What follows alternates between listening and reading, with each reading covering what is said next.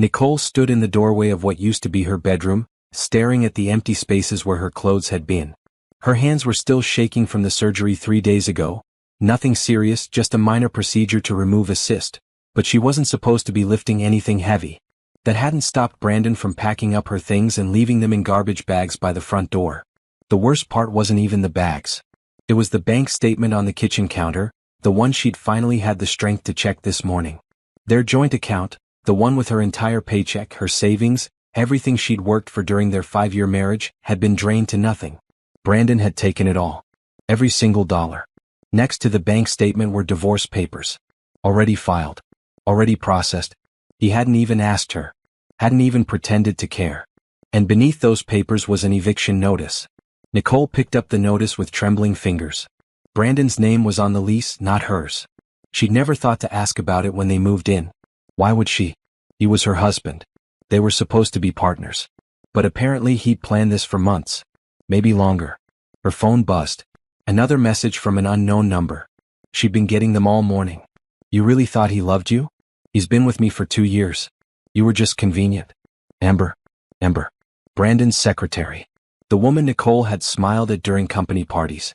The woman she'd helped pick out a birthday gift for last month. Nicole's legs gave out and she sat down hard on the floor.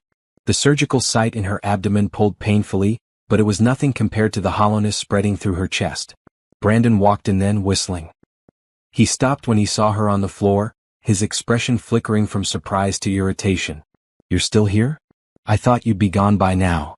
Nicole stared at him. This man she'd loved. This man she'd supported through business school while working 2 jobs.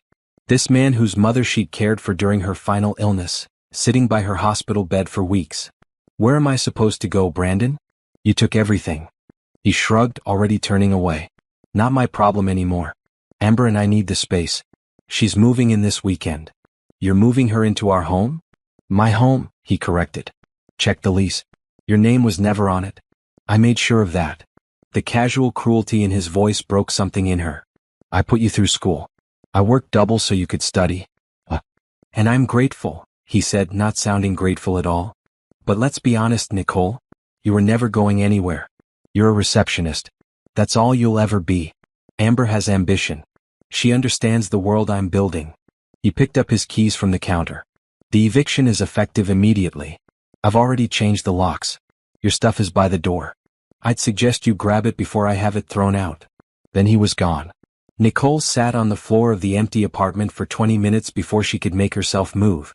When she finally did, she dragged the garbage bags outside one by one, ignoring the way her incision pulled and burned. She couldn't afford a cab. The bus wouldn't take her with all these bags. She ended up walking 6 blocks to a motel she'd passed 100 times but never imagined she'd need. The kind with hourly rates and a flickering neon sign. The desk clerk barely looked at her as she counted out the last of her cash, $43 she'd kept in her wallet for 2 nights. The room smelled like cigarettes and bleach.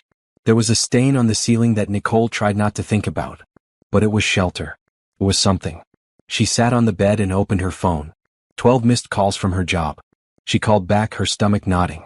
Nicole, where have you been? Her boss, Patricia, sounded furious. Your husband called this morning. He said you've been stealing from the company. That you've been selling client information. What? That's not. We've had to let you go. Effective immediately. HR will mail your final check. The call ended.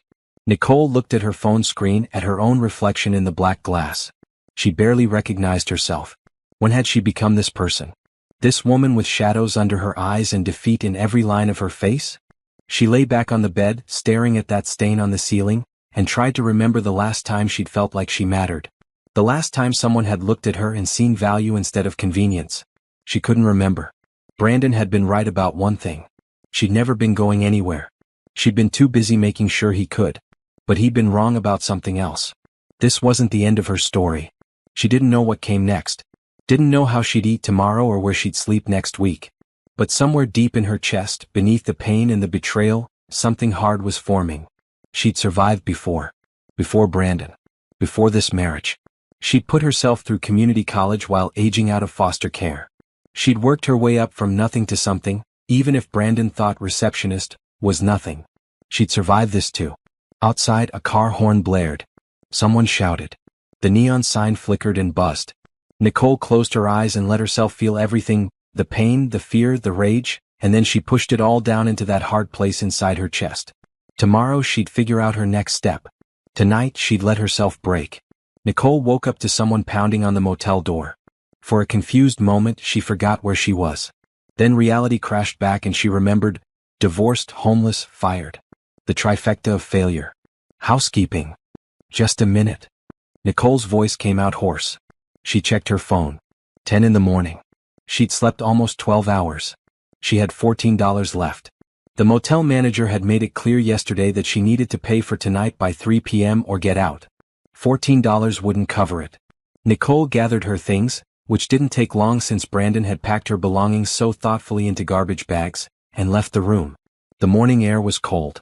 October in the city meant frost warnings, and her winter coat had mysteriously not made it into Brandon's packing job. She walked until she found a diner that looked cheap enough. Coffee and toast took $3. That left $11. You looking for work? Nicole looked up to find the owner, a tired-looking woman in her 50s, watching her. Ah yes. Desperately. Can you waitress? I can learn. The woman, whose name was Ruth, studied her for a long moment. You got somewhere to stay? Nicole hesitated, then shook her head. I got a storage room in back. Barely bigger than a closet, but there's a cot. You work breakfast and lunch shifts, I'll pay you minimum wage plus tips and you can sleep there. Deal? It wasn't pride that made Nicole hesitate. It was gratitude so overwhelming she couldn't speak. She nodded. Good. Start now. Uniforms in the back. You'll figure it out as you go. The work was harder than anything Nicole had done in years. Her feet ached. Her surgical incision pulled every time she reached for plates on high shelves. By the end of the first day, she dropped a tray of glasses and mixed up 3 orders. But she'd made $42 in tips. Ruth showed her the storage room at closing. It was exactly as described, barely bigger than a closet, with a cot, a small lamp, and a stack of clean towels. There was a bathroom down the hall she could use. It's not much, Ruth said. It's everything, Nicole replied honestly. The days blurred together. Wake up at 5. Work until 2. Sleep. Repeat. Nicole's body adjusted to the rhythm. Her mind, however, kept circling back to Brandon. To Amber. To the casual way he discarded her. She tried calling him once to ask about their joint savings account. Surely some of that money had been hers, but he'd blocked her number. She tried emailing. He'd blocked that too. A lawyer cost money she didn't have. The free legal aid clinic had a 3-month waiting list. 2 weeks into her new life at the diner, a man in an expensive suit walked in. He was older, maybe in his 60s, with kind eyes and gray hair. He ordered coffee and sat in the corner booth watching everything. Nicole brought him his coffee. Anything else? Just the coffee, thank you. He paused. What's your name? She almost didn't answer. Men who asked questions in diners usually wanted something she wasn't willing to give. But something about him seemed different. Safe somehow. Nicole. Nicole what? Wade. Her married name still tasted bitter.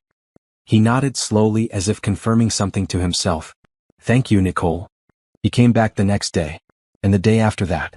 Always the same booth. Always just coffee. Always watching.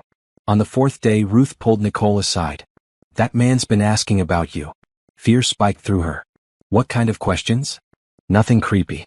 Just, where you're from. How long you've worked here. I didn't tell him nothing, but I thought you should know. Nicole approached his booth that afternoon, heart pounding. Sir, I need to ask you to stop coming here. You're making me uncomfortable. He looked genuinely distressed. I apologize. That wasn't my intention at all. My name is Gerald Crawford. I'm a private investigator. He slid a card across the table.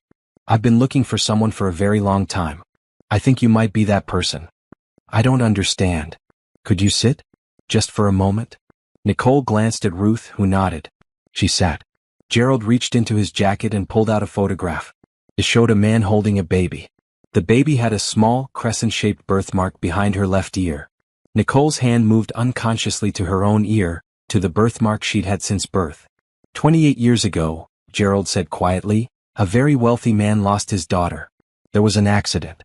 His wife died. The baby disappeared. He spent his entire life searching for her. That's not me. Nicole, when was your birthday? March 15th. And you were adopted? Foster care. I aged out at 18. Do you have any records from before you entered the system? She shook her head. They told me I was abandoned at a hospital when I was an infant. No name, no history. Gerald leaned forward. Would you be willing to take a DNA test? The man I work for, Richard Lawson, he just wants to know. No strings attached. If you're not his daughter, that's fine. But if you are. Richard Lawson? Nicole's voice came out as a whisper.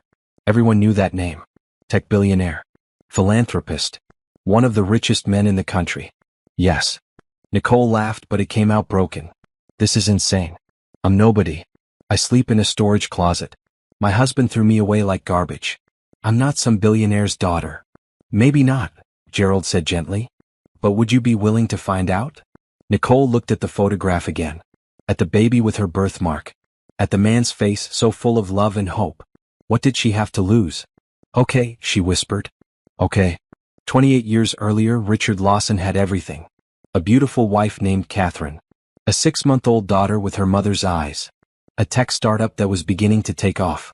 They lived in a modest house in the suburbs, dreaming of the future. The kidnapping happened on a Tuesday. Catherine had taken the baby to a pediatrician appointment. Richard was at work pitching to investors. He kissed them both goodbye that morning, told Catherine he loved her, promised to be home for dinner. He never saw them alive again. The police said a woman had followed Catherine from the clinic. Desperate, mentally ill, recently having lost her own child. She'd waited until Catherine was strapping the baby into the car seat, then forced her way into the vehicle. The car chase ended when the kidnapper lost control on a rain-slick highway. Catherine died on impact. The kidnapper died 3 days later in the hospital without regaining consciousness. The baby was gone. Police searched everywhere. The car had gone off an embankment into thick woods. It took them hours to even find the vehicle. By then the baby had vanished. They theorized someone had come across the accident, found the baby and taken her. Maybe to save her. Maybe for darker reasons. They never found out. Richard threw every resource he had into the search. He hired investigators. He posted rewards. He appeared on every news program that would have him. His grief transformed into obsession, and his obsession into cold, focused determination. He also threw himself into his work. The tech company became his purpose when he had no other. Within 5 years, Lawson Technologies was worth billions. Within 10, Richard Lawson was one of the most successful entrepreneurs in the world. He never remarried. Never had other children. In his mansion, in the wing he rarely visited, there was a room that had been prepared for a little girl. It remained untouched, waiting. Gerald Crawford had been with him for 20 years. He'd started as just another private investigator, one of dozens Richard hired over the years. But Gerald was different. He didn't give up. He didn't lose hope. Every lead, no matter how cold, he followed. The problem, Gerald told Richard during one of their monthly meetings, is that your daughter was 6 months old when she disappeared. No dental records. No school records. Just her DNA and one distinctive feature, that birthmark. Then we look for the birthmark, Richard said. In every woman who's the right age in the entire country? That's millions of people. Then we start with the most logical places. Adoption agencies. Foster care systems. Hospitals that admitted infant Jane does around that time. It took years.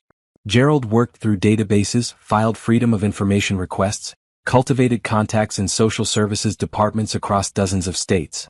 He found 43 women with the right age, the right background, and crescent-shaped birthmarks. DNA tests ruled out 42 of them. The 43rd was Nicole. Gerald had found her through a foster care database in a neighboring state. She'd entered the system as an infant, no name, no background. The intake photo was grainy and old, but it showed the birthmark behind her left ear. It had taken him another 6 months to track her down after she'd aged out of foster care. She'd moved several times, changed jobs, gotten married. The trail was complicated by her married name and lack of social media presence. But Gerald was patient. And when he finally found her working in that diner, wearing clothes that had seen better days and exhaustion in every line of her face, his heart had broken a little. She looked like Catherine. The same eyes. The same way of tilting her head when she was thinking. Richard deserved to know. But after watching Nicole for a few days, Gerald also knew he had to be careful. This woman had been hurt. Badly. Recently. She was running on fumes and sheer stubbornness. The DNA test kit sat in Gerald's briefcase as he drove back to his hotel. Nicole had agreed to meet him the next day to do it. He'd explained that she'd just need to swab the inside of her cheek. Easy. Painless. And in 2 weeks they'd have answers. He called Richard that night. Did you find her? I found someone who might be her. She's agreed to the DNA test. Silence. Then, what's she like? Gerald chose his words carefully. She's been through something difficult recently. She's working hard. She's surviving. Is she? Richard's voice broke. Is she okay? She will be, Gerald said. Whatever happens with the DNA test, she's a fighter. She's got Catherine's strength. Don't, Richard said quietly. Don't tell me things like that unless you're sure. I know. I'm sorry. But Gerald was sure. He'd been doing this job long enough to trust his instincts. The birthmark. The timeline. The way Nicole had been found abandoned at exactly the right time, in exactly the right geographic area. This was Richard's daughter. And based on what Gerald had learned about her soon-to-be ex-husband, she had no idea how drastically her life was about to change. Nicole met Gerald at a coffee shop 3 blocks from the diner. She'd borrowed a sweater from Ruth that didn't have any holes and had washed her hair twice to get the smell of grease out. The DNA kit was simpler than she expected. Just a swab, a tube, a prepaid envelope. That's it? She asked. That's it. Results in 2 weeks. Nicole rubbed the swab against the inside of her cheek, sealed it in the tube and handed it back. Her hands were shaking. What happens if I am his daughter? Gerald packed the kit carefully into the envelope. Then you'll have the choice to meet him. No pressure. No obligations. Richard is a good man, Nicole. He spent his entire life searching for you. But he would never force a relationship. And if I'm not? Then you're not. But either way, I'm authorized to give you this.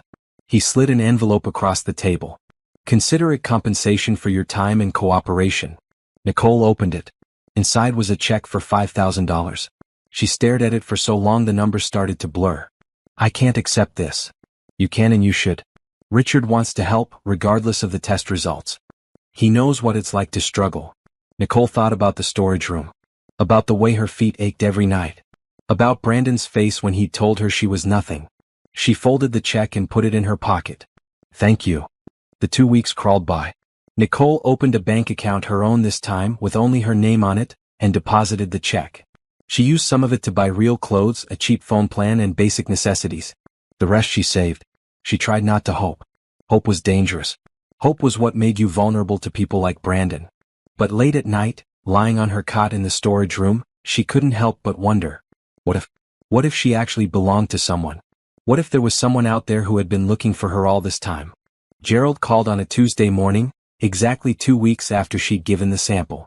Can you meet me at the office today? 4 o'clock. Nicole's heart stopped. Is it, do you know? 4 o'clock. I'll send you the address. Ruth let her leave early.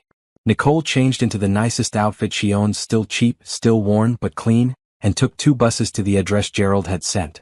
The building was glass and steel, modern and expensive. The directory in the lobby listed Lawson Technologies on the top 3 floors. Nicole's hands were sweating as she rode the elevator up. Gerald met her in the reception area. Behind him stood a man with gray hair and Catherine's eyes. Nicole stopped breathing. Nicole, Gerald said gently, this is Richard Lawson. The DNA test was a match. You're his daughter. The world tilted. Nicole grabbed the back of a chair to steady herself. Richard took a step forward, then stopped as if afraid of scaring her away. I've been looking for you for 28 years, he said, and his voice broke. Every single day I've been looking for you. Nicole opened her mouth, but nothing came out. This wasn't real. Couldn't be real. Richard's eyes filled with tears. You have your mother's eyes. Her smile. I thought I'd lost you both forever. I don't understand, Nicole whispered. How? Why? Gerald guided her to a chair. Richard sat across from her, maintaining careful distance. You were taken, Richard said. Your mother and I were in a car accident. She died. You disappeared. I've spent my entire life trying to find you. He pulled out a worn photograph. Catherine holding baby Nicole. Both of them laughing. Nicole took the photo with trembling hands. The baby had her birthmark. The woman had her eyes. This is real? She asked. This is real, Richard said. You're my daughter. You're Nicole Lawson. And if you'll let me, I'd like to be part of your life. However you want. Whatever you're comfortable with. Nicole looked at this man, her father, and saw 28 years of grief in his face. 28 years of searching. Of hoping. Of refusing to give up. I live in a storage room, she said, the words tumbling out. Behind a diner. My husband left me. Took everything. I have nothing. I am nothing. You are everything, Richard said fiercely. You're my daughter. You're Catherine's daughter. And you have never been nothing. Nicole started to cry. Not the silent tears she'd learned in foster care, not the careful tears she'd cried in the motel room. These were loud, gasping sobs that came from somewhere deep inside her. Richard moved closer, hesitant. May I? Nicole nodded, and her father, pulled her into a hug she'd needed for 28 years. Richard wanted to take Nicole home immediately, but Gerald intervened gently. Let her process, he said. This is overwhelming. So they sat in Richard's office, an enormous space with floor-to-ceiling windows overlooking the city, and talked. Tell me about your life, Richard said. Everything. I want to know everything I missed. Nicole told him about foster care. About being moved from home to home, never quite fitting anywhere. About aging out of the system at 18 with nothing but a garbage bag of clothes and a GED. I put myself through community college, she said. Took me 6 years because I could only afford one class at a time. Got a degree in business administration for all the good it did. Best I could get was receptionist work. That's incredible, Richard said. You did that alone. You should be proud. Nicole laughed bitterly. My husband didn't think so. He said I'd never be anything. That I was lucky he married me. Your husband is a fool, Richard said flatly. Ex-husband. Almost. The divorce is nearly final. Good. Richard leaned forward. Nicole, I don't want to overwhelm you. But I need you to know you're not alone anymore. You have family. You have resources. You have options. I don't want money, Nicole said quickly. I'm not offering money. I'm offering a father. A home. A place where you belong. He paused. But I'm also a practical man and I know you need stability. So I'm asking not as a billionaire but as your dad, will you let me help you? Let me give you space to breathe, to heal, to figure out who you are when you're not just surviving. Nicole wanted to say no. Wanted to maintain her independence, her pride. But she was tired. So tired. Okay, she whispered. Richard's smile was like sunrise. Okay. They spent the next 3 hours talking. Richard told her about Catherine, how they'd met in college, how she'd been brilliant and kind and funny. How much she'd wanted to be a mother. How she'd sung to Nicole every night. She would have loved the woman you've become, Richard said. Strong. Stubborn. Survivor. I don't feel strong, Nicole admitted. Strength isn't about feeling powerful. It's about getting up every day when everything in you wants to quit. You've been doing that your whole life. As the sun set over the city, Gerald arranged for a car to take Nicole back to the diner. She needed to collect her things, tell Ruth she was leaving. Can I come see where you've been staying? Richard asked. I want to understand your life. Nicole hesitated, then nodded. The three of them drove to the diner in Richard's town car. Ruth took one look at Richard and Gerald in their expensive suits and raised an eyebrow at Nicole. It's okay, Nicole said. Ruth, this is Richard. He's my father. Ruth's expression softened. Well, it's about damn time you had some family. You come say goodbye before you go. The storage room looked even smaller with 3 people crowded into it.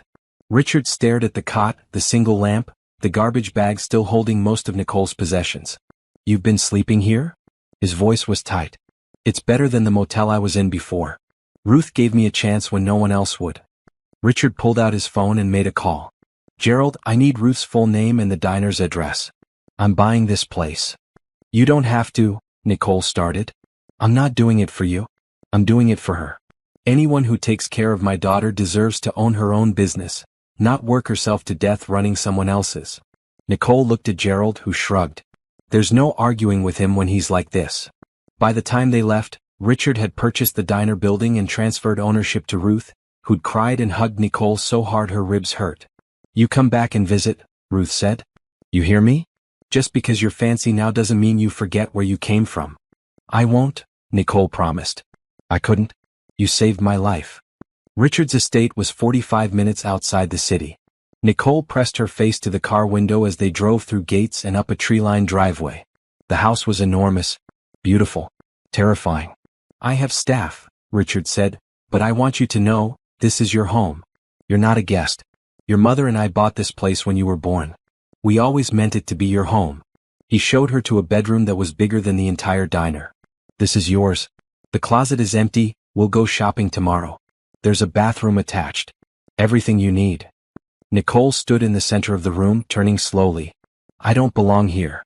You're the only person who does belong here, Richard said. This house has been waiting for you for 28 years. Just like I have. That night, Nicole lay in a bed so soft she felt like she was floating and stared at the ceiling.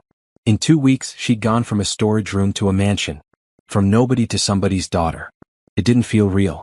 But when she woke up the next morning to sunlight streaming through expensive curtains, and heard her father calling her name for breakfast, she started to believe it might be. Over breakfast, prepared by a chef whose omelet made Nicole want to cry, Richard explained what had happened 28 years ago in more detail. The woman who took you was named Patricia Morrison. She'd lost her baby daughter 3 weeks earlier to SIDS. Her husband left her. She had a breakdown. Nicole set down her fork. So she stole someone else's child? Yes. The police think she saw your mother at the clinic with you, saw a baby the same age as the one she'd lost, and something in her mind snapped. What happened after the crash? Richard's hands tightened on his coffee cup. The police believe someone came across the accident before emergency services arrived. Found you in the wreckage, somehow survived and took you. We never found out who. You appeared at a hospital 2 states over 3 days later, left in the emergency room with no identification. Do you think whoever took me was trying to save me? I hope so. I have to believe someone found my daughter and wanted her to live, even if they couldn't keep her themselves. Gerald joined them midway through breakfast. He spread papers across the table, documents, photographs, reports. I've been tracking every piece of this case for 2 decades, he said. Here's what we know. After you were left at that hospital, you were placed in emergency foster care under the name Jane Doe. 6 months later, you were legally available for adoption, but no one chose you. Nicole had heard this story before from social workers. The baby no one wanted. You moved through 7 different foster homes between ages 2 and 18, Gerald continued. Some better than others. Some were awful, Nicole said quietly. Some were okay. None of them were home. Richard's jaw clenched. I was looking for you. Every single day I was looking. If I'd known. You couldn't have known, Nicole said. I had a different name. No records linking me to you. It's not your fault. But she could see the guilt in her father's eyes. Tell me about him, Richard said finally. Your husband. The one who hurt you. Nicole took a breath. Brandon. We met 6 years ago. I was working at a law office as a receptionist. He was charming. Ambitious. He made me feel like I mattered. How long were you married? 5 years. For the first 2 years it was good. Or I thought it was. He was in business school and I worked 2 jobs to support us. I thought we were building something together. When did it change? After he graduated. Got a job at a consulting firm. Suddenly I wasn't smart enough, wasn't ambitious enough. His coworkers' wives were lawyers and doctors. I was just a receptionist. Richard's expression darkened, but he stayed quiet. He started working late. Coming home smelling like perfume. I knew, but I didn't want to admit it. Then 3 weeks ago I had minor surgery. Came home to find he'd packed my things, filed for divorce, and drained our joint account. His secretary, Gerald said, consulting his notes. Amber Williams. Age 26. They've been having an affair for approximately 2 years. Nicole stared at him. How do you know that? I've been investigating your life since I found you. I wanted to know everything you'd been through. Your husband made it very easy, he's been careless. Credit card receipts for hotels. Emails. He didn't even try to hide it. Richard leaned forward. Do you want justice? Legal justice. What do you mean? I mean my lawyers are very good. If you want to pursue claims against him for the money he stole, for fraud, for anything, we can do that. Nicole thought about Brandon's smug face. About Amber's texts. About being thrown out of her own home while still recovering from surgery. I don't know. I just want him gone. The divorce will be final in a few weeks. Then he'll be gone, Richard said. But Nicole, you should know you're entitled to half of everything earned during the marriage. He can't just take it all. He said. He lied. And my lawyers will make sure he understands that. Gerald slid another document across the table. There's also the matter of your inheritance. Nicole blinked. Inheritance. Your mother's family was wealthy. When Catherine died, her estate went into a trust for you. It's been accumulating interest for 28 years. The number on the paper made Nicole dizzy. That's not real. It's very real. The trust becomes accessible to you immediately now that we've confirmed your identity. It's separate from my money. This is yours from your mother.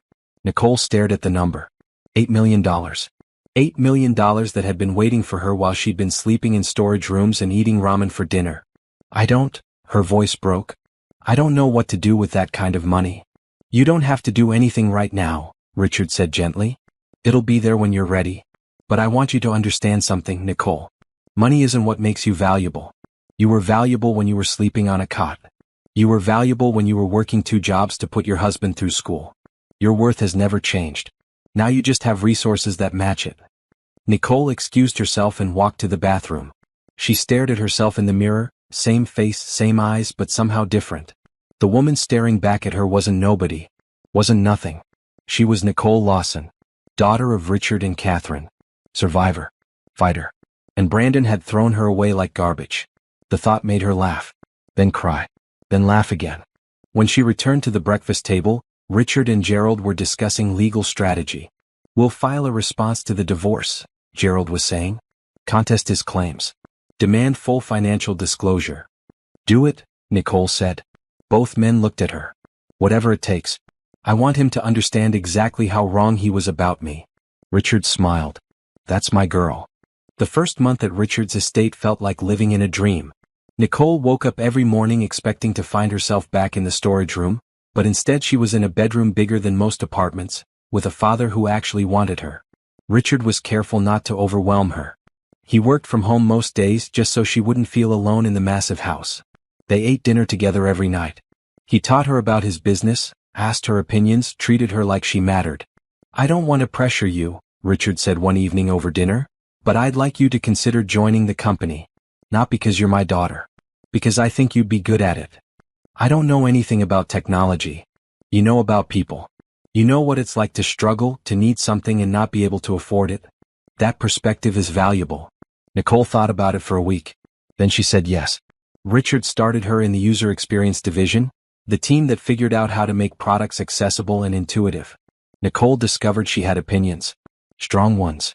About why software was so complicated, why poor people got charged more for worse service, why everything seemed designed for people who already had money. Her first presentation to the design team was terrifying.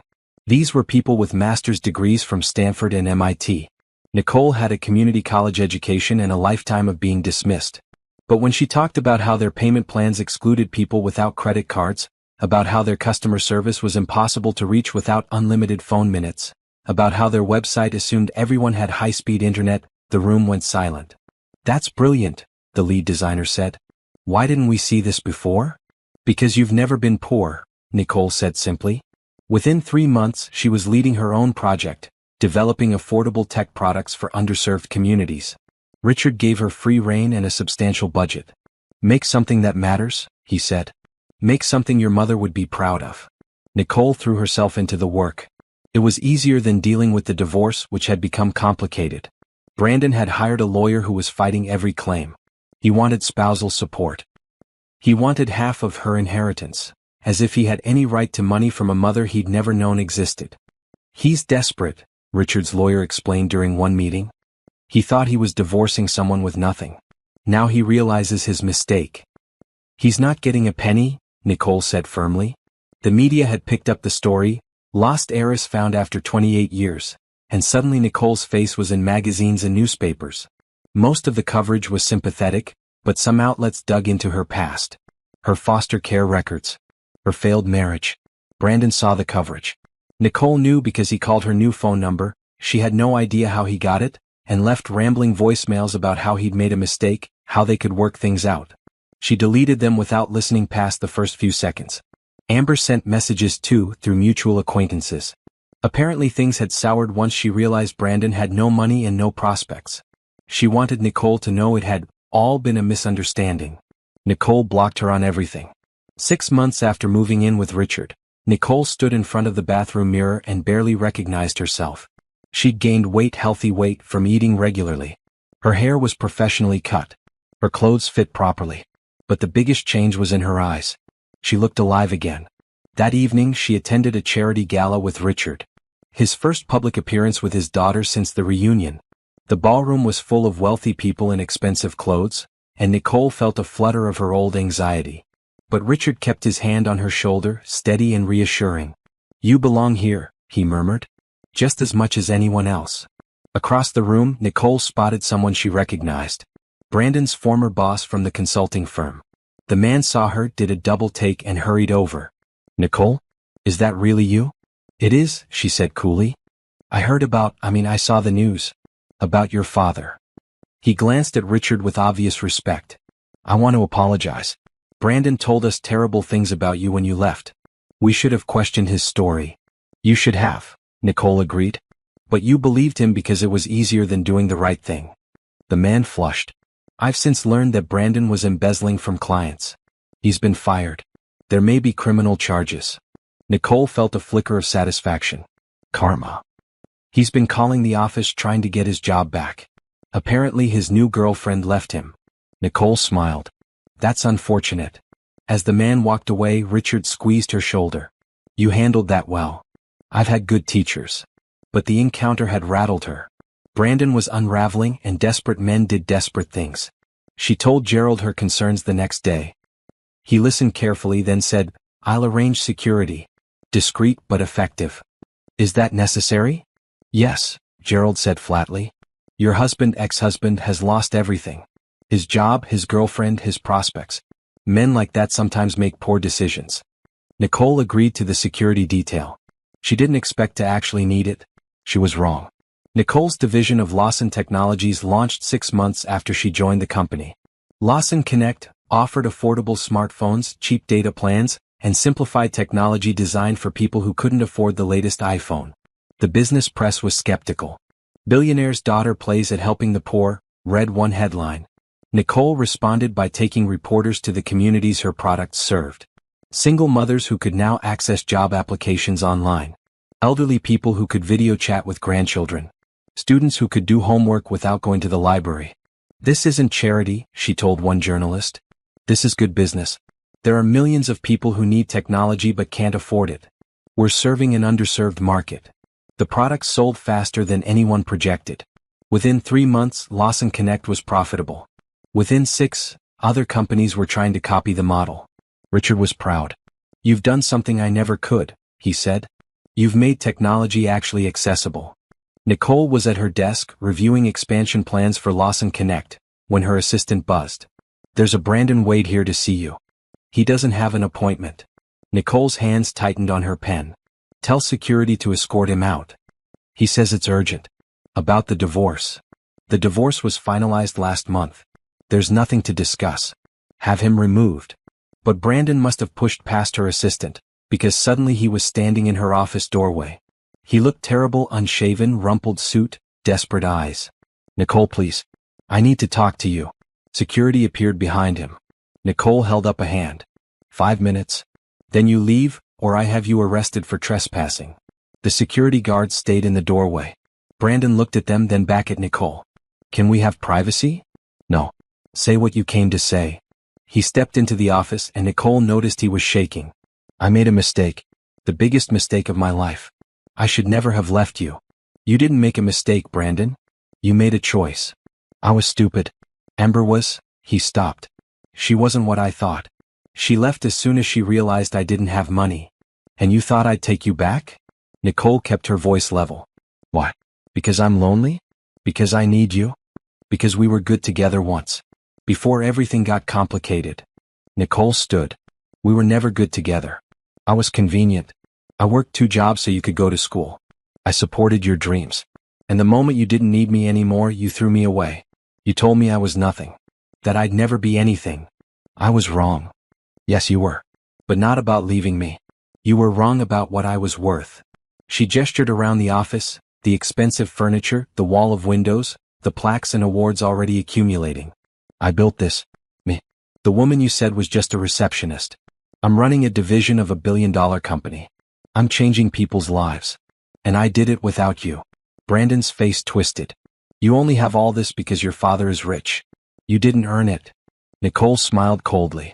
"I earned every single thing I have. I earned it by surviving foster care. By putting myself through college. By surviving you. You didn't break me, Brandon. You just reminded me how strong I already was." "Nicole, please. I lost my job. Amber's gone. I have nothing." "Then you know how I felt when you left me with nothing but garbage bags and an eviction notice." The difference is I built myself back up. You just want someone to save you. She pressed the button for security. Escort Mr. Wade out of the building. He's not to return. As the guards moved toward him, Brandon's expression hardened.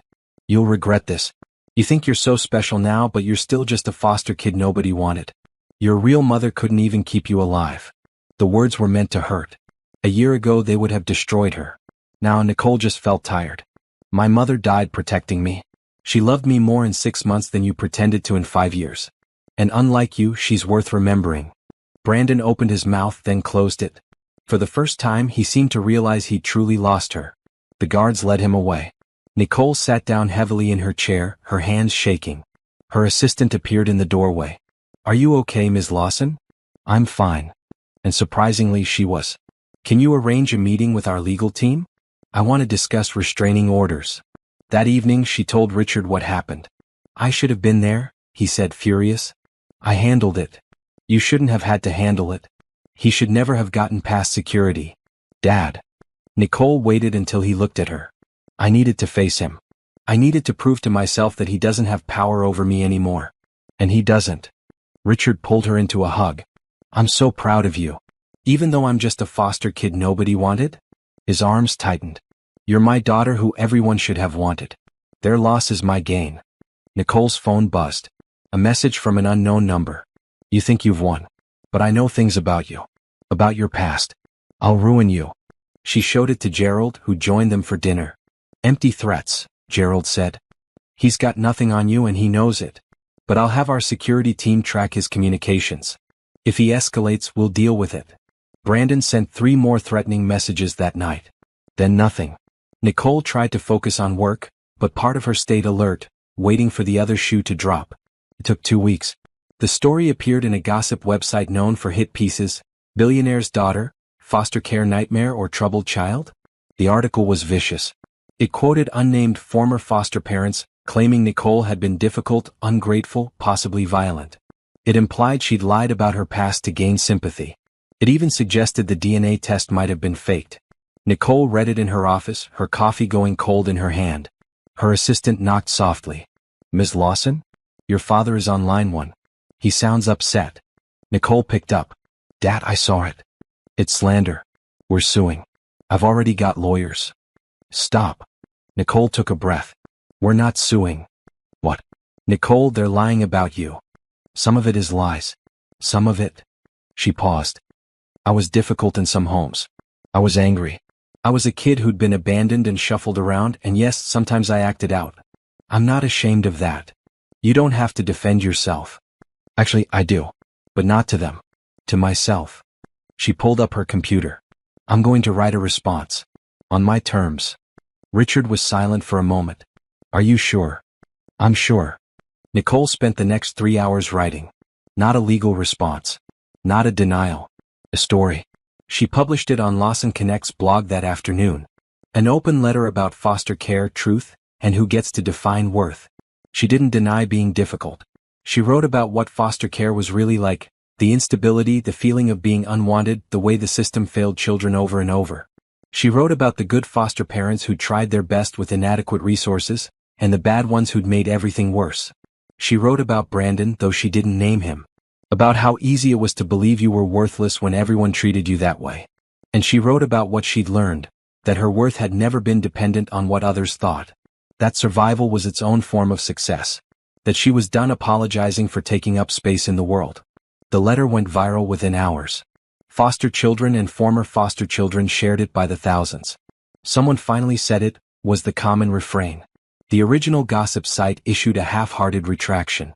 Several of the sources came forward to admit they'd been paid for their quotes. By Brandon. Gerald presented the evidence 3 days later. Bank transfers. Emails. Recorded phone calls where Brandon explicitly told the reporter to make her look bad. This is enough for a defamation suit, Gerald said.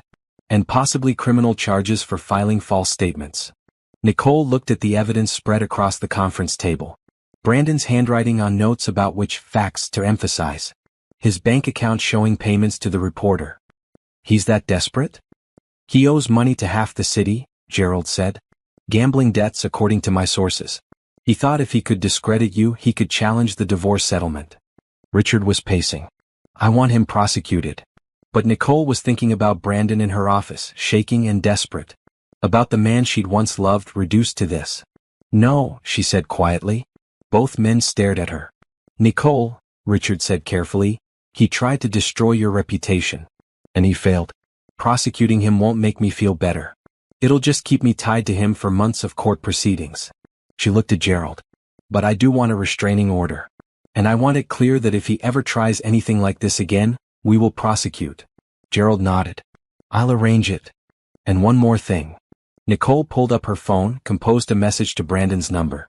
I know what you did. I have proof. But I'm not going to destroy you the way you tried to destroy me. I'm going to do something worse. I'm going to move on and be happy without you.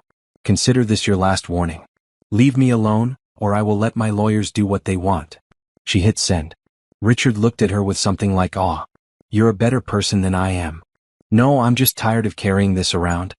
He's not worth any more of my energy.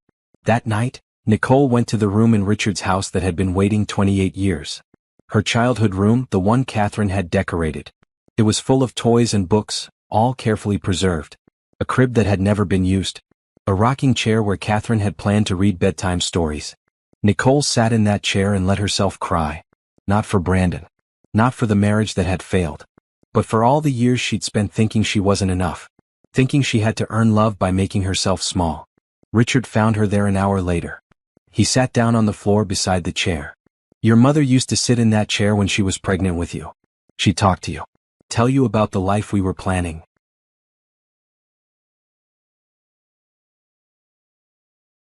What did she say? That you were going to be brave. That you were going to be kind. That you were going to change the world. He looked up at Nicole. She was right about all of it.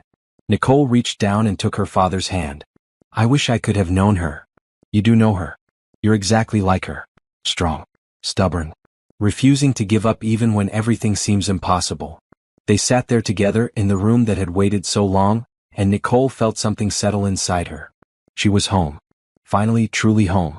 The restraining order was served to Brandon 3 days later. He didn't fight it. According to Gerald's sources, he'd left the city shortly after, possibly to avoid his gambling debts. Nicole didn't waste time wondering where he went. She had better things to do. Lawson Connect announced its expansion into rural areas, providing internet infrastructure to communities that had been ignored by major providers. The announcement came with a partnership with the Department of Education to provide free tablets to underprivileged students. Nicole stood at the press conference, her father beside her, and fielded questions about the initiative. Ms. Lawson, some critics say this is just a publicity stunt. That you're using your past to gain sympathy. Nicole looked directly at the reporter. I'm using my past to build a better future. I know what it's like to not have access to basic technology. To not be able to complete homework because you don't have internet at home. To miss job opportunities because you can't afford a phone. This isn't sympathy. This is justice. The reporter tried again. Your father's company is funding this. Aren't you just playing with his money? I'm running a profitable division of Lawson Technologies. Every dollar we invest in these communities generates returns. But more importantly, it generates opportunity. That's not playing. That's business. Richard stepped forward. If I may add, my daughter has brought more innovation to this company in 1 year than some divisions have in 10. She's not here because she's my daughter. She's here because she's brilliant. After the press conference, Gerald pulled Nicole aside. There's someone here who wants to meet you. He led her to a quiet conference room. Inside sat a man in his early 30s, professional but nervous. Nicole, this is Thomas Chin. He's an architect who's been working on designs for our community technology centers. Thomas stood, extending his hand. I've been following your work. It's incredible what you're doing. Nicole shook his hand, noting the genuine enthusiasm in his eyes. Thank you. I've seen your designs. They're exactly what we need, welcoming, accessible, practical. They talked for an hour about the project, about design philosophy, about how to create spaces that didn't feel institutional. Thomas had grown up in a low-income neighborhood. He understood what Nicole was trying to build. Would you want to grab coffee sometime? Thomas asked as they were leaving. To discuss the project, I mean. Nicole smiled. I'd like that. 3 months later, the first Lawson Connect Community Center opened in Nicole's old neighborhood, the one where she'd aged out of foster care. She'd insisted on the location. The ribbon-cutting ceremony drew media attention, but also drew people from the community. Former foster children. Struggling families. People who needed what Nicole was offering. Ruth was there, having sold the diner and retired comfortably thanks to Richard's generosity. "Look at you," she said, pulling Nicole into a hug. "I knew you were special. You gave me a chance when no one else would," Nicole said. "I'll never forget that." Thomas was there too, having become a regular presence in Nicole's life over the past few months. They'd had coffee dozens of times. Then dinner. Then long walks where they talked about everything except work. "So," he said after the ceremony, "is this what you always imagined?" "No," Nicole admitted. "I never imagined any of this. I was just trying to survive. And now I'm trying to make sure other people don't just have to survive. That they get to thrive." Richard found her as the sun was setting, standing in front of the community center with Thomas. "Your mother would be so proud," he said. "I'm so proud." Nicole leaned against her father. "I couldn't have done any of this without you." "Yes, you could have. You've always had it in you. I just gave you the resources to show the world what I already knew." 6 months after the community center opened, Nicole received an email from an address she didn't recognize. Against her better judgment, she opened it. "I saw what you built. What you're doing. I was wrong about you. About everything. I don't expect forgiveness. I just wanted you to know that you were always more than I gave you credit for. Brandon." Nicole read it twice, then deleted it. She didn't need his validation. Didn't need his apology. She had her father. She had her work. She had friends like Ruth and Gerald. She had Thomas, who looked at her like she was valuable not because of her last name but because of who she was. She had herself. That evening, she stood in front of the mirror in her bathroom, not the storage room behind a diner, but a beautiful bathroom in a home where she belonged, and looked at her reflection. "You were never nothing," she told herself. "You were always worth everything." Her phone buzzed. A text from Thomas. "Dinner tomorrow? There's something I want to ask you." Nicole smiled. "Yes." Looking forward to it. She thought about the woman she'd been a year ago. Broken. Abandoned. Sleeping on a cot with all her possessions in garbage bags. That woman had survived. Had fought. Had refused to give up. And this woman, the one standing in a mansion running a successful company, surrounded by people who loved her, was the same person. Nicole Lawson had always been worthy of love. Of respect. Of success. She just needed the chance to prove it. Brandon had tried to throw her away. Instead, he'd set her free. And she'd used that freedom to become exactly who she was always meant to be.